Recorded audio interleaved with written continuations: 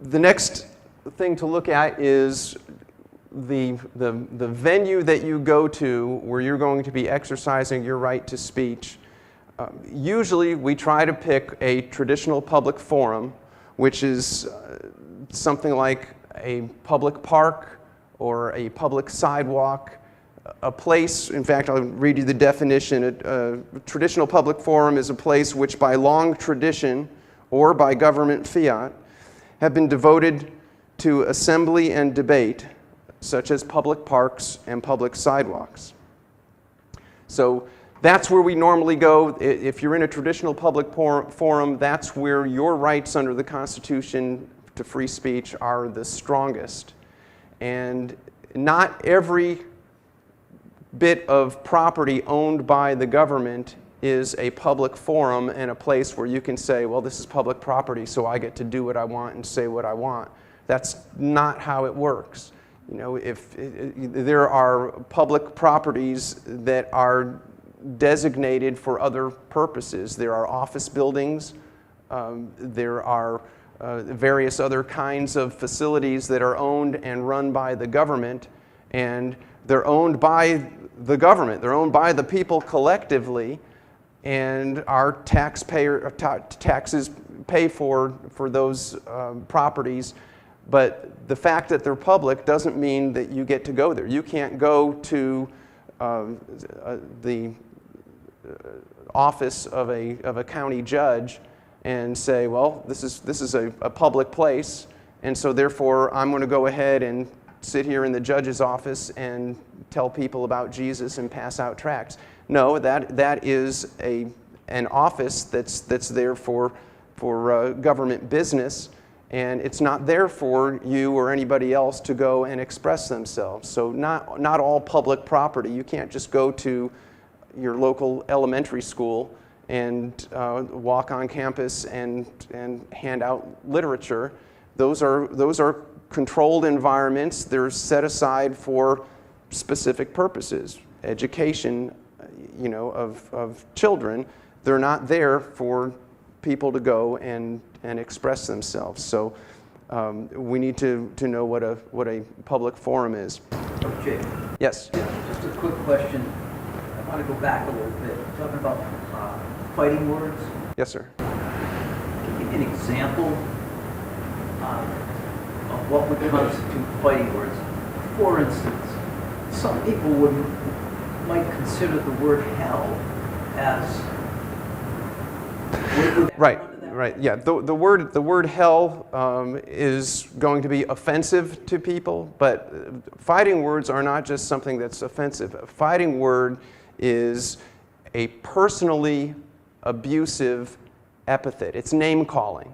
So if you called somebody the N-word, for example, that's probably a fighting word, and I can't imagine anybody in their right mind doing that in the context of public preaching. But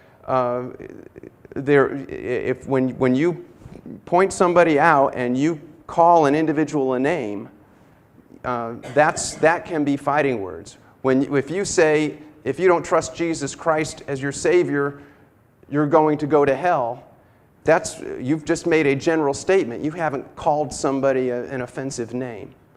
So that's the difference. Right.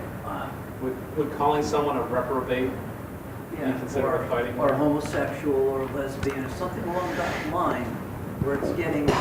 Well, it depends, and you know, and there are, and in the First Amendment booklet, if you read through that, there's a section on that, and you read through the footnotes, and there's some examples, and in fact there were a couple of cases that I put in there where there were examples of the preacher calling people names, and in the context of those cases, the court held that was fighting words. So, you know, you can look at it. It's not a clear black and white thing, you know. Usually, I mean, there are some words that, you know, the court, for example, said, well, he called some people communists and called somebody cigarette breath. Okay, well those are personal insults directed at individuals, but the court said those are not fighting words. Those weren't serious enough. Those weren't offensive enough. If you call somebody a reprobate, my guess is there's probably not in our general culture, probably wouldn't be seen as fighting words. Most of them wouldn't even know what you're saying, probably. But but this one preacher, he was on a college campus, and I guess during his preaching he was saying something about homosexuality, and some woman spoke up and said, "Well, I'm a lesbian and I'm a Christian," and so then he just started zoning in on her, and he started, calling her names, so you're a lesbo for Jesus, and how about bestiality? Do you lie down with dogs? And he just got really abusive with her in his language, and a different judge hearing that case might have said, no, that doesn't cross the line into fighting words, but the judge that heard that case said, in that context, in that circumstance, that was fighting words, and so, that's how that case was ruled. Yes, sir. Safe to say, for our purposes, if you use Bible terms, not slang terms, you have some defense. Homosexual is a Bible word. Right. There's a lot of other words for homosexuals that you don't need to use. Yeah. You use those words, now you're on. Right, but yeah, and to be really safe, you could say homosexuality is a sin. The Bible says homosexuality is an abomination unto God. You haven't called an individual a name, Now, if somebody, tries to heckle you and says something, and you say, well, you're a homosexual, that's probably not enough of an insult, I would say, to be fighting words. But for the most part, there's really not a need. I mean, there were cases where the person, among other things, was calling people sinners, and that's I think that would depend on the context. That if you can say you're all sinners, or we're all sinners, every one of us is guilty of sin. If we can say that generally, but if somebody is they say something to try to provoke you, and you just start laying into them, you're a sinner, you're a reprobate, and you just start throwing insults at them. At some point, the court, may say, or a police officer trying to handle the situation may say, you've crossed the line, you can't do that. So, it's not like there's a list of words that this is fighting words every time, other than the N word, I think, is probably in our culture. There's that one. But other than that, for the most part, it's going to depend on the context and the attitude.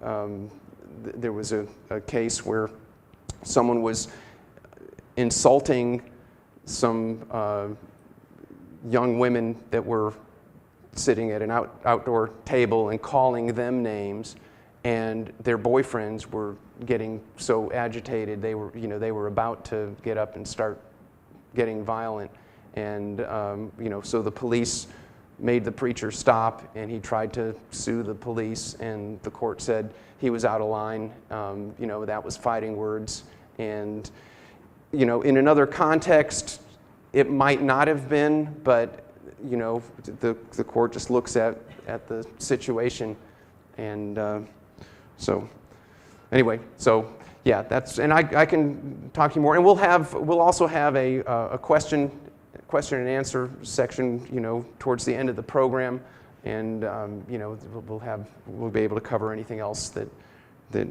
needs to be covered. So,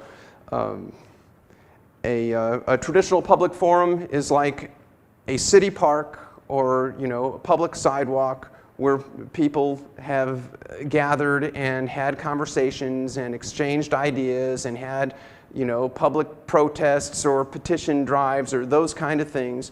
In those settings where people have exercised their rights to free speech and to engage, in the community, those are traditional public forums.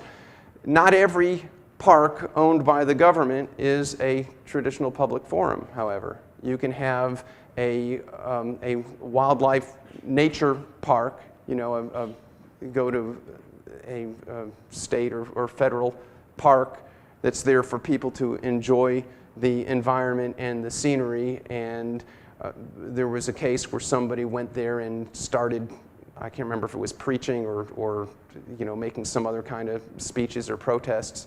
And the court said that that was not a traditional public forum, even though it was a park, it was a state park, but it was a state park that was not the type of environment that has traditionally been used for the exchange of ideas and engaging in the community. It was a place that was specifically set aside by the state for people to go and have quiet, peaceful enjoyment of the environment, and so that was not a traditional public forum. But generally, parks and sidewalks, that's going to be a traditional public forum. Sometimes you'll have public sidewalks on private property. When you have a sidewalk that goes along the edge of the property by the road, say take Walmart for example. If you go on Highway 17, there's a sidewalk, I believe, along Highway 17. That's on Walmart's property. Walmart may own the dirt underneath that sidewalk, but it's a public sidewalk, and it's there for people to walk by and use, to get from one side to the other. On the other hand, right next to the building, between the two entrance doors, there is a sidewalk on the inside of the Walmart parking lot. That is not a public sidewalk. That is their private property, and they can say, you are not allowed to stand here and pass out tracts or preach to people. This is our property. We have a right to control it. We're not going to let you do this here. So, when you see a concrete sidewalk, that doesn't necessarily mean that that's a traditional public forum. There was even a Supreme Court case where there was a sidewalk on a United States Post Office property, and the sidewalk went from the parking lot to the entrance of the building. And the court held that is not a public forum. Even though it's a government property, it's a government office property, it's not a public government park property. And the sidewalk was just for the customers to go from their parking lot to their building. It wasn't a public sidewalk. Now, out by the street, there was another sidewalk that went along the perimeter of the property. That's a public sidewalk. So we need to recognize the difference there. And then finally, we'll close on this and then take our break. Specially permitted events are places where where we see the most conflict, and that's for a couple of reasons. Number one, when there's an art show or an antique car show or one of these kind of events that's free and open to the public, thousands of people gather there. And when you have thousands of people together, that's a very convenient opportunity for you to go and get your message out to those people. And so you want to go there and be part of that environment and preach the gospel, hand out tracts, go ahead and evangelize there.